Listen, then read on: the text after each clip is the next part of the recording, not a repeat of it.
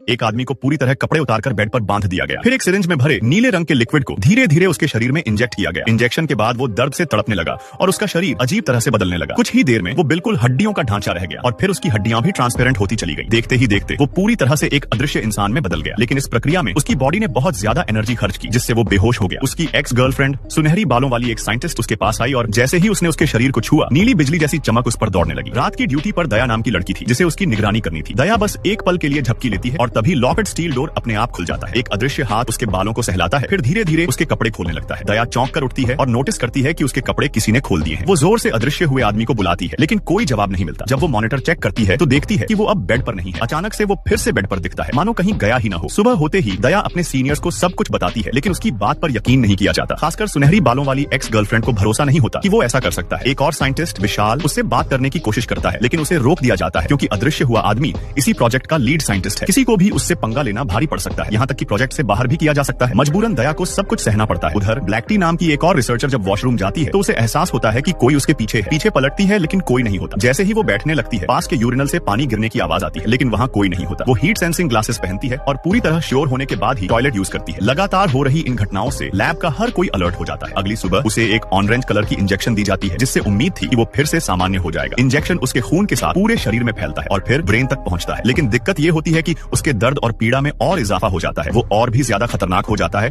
और उसकी जान तक खतरे में आ जाती है। कई लोगों की मदद से उसकी जान तो बचा ली जाती है, लेकिन वो फिर भी इंसानी रूप में वापस नहीं लौट पाता। इस नाकामी से उसका मानसिक संतुलन बिगड़ने लगता है। वो कपड़े पहनता है, चेहरे पर नकाब लगाता है और वहाँ से निकल भागता है। जब वो घर लौटता है तो गलती से सामने वाली बिल्डिंग में अपनी एक्स को कपड़े उतारते हुए देख लेता है। और भी वीडियो देखने के लिए चैनल को सब्सक्राइब करना ना भूलें।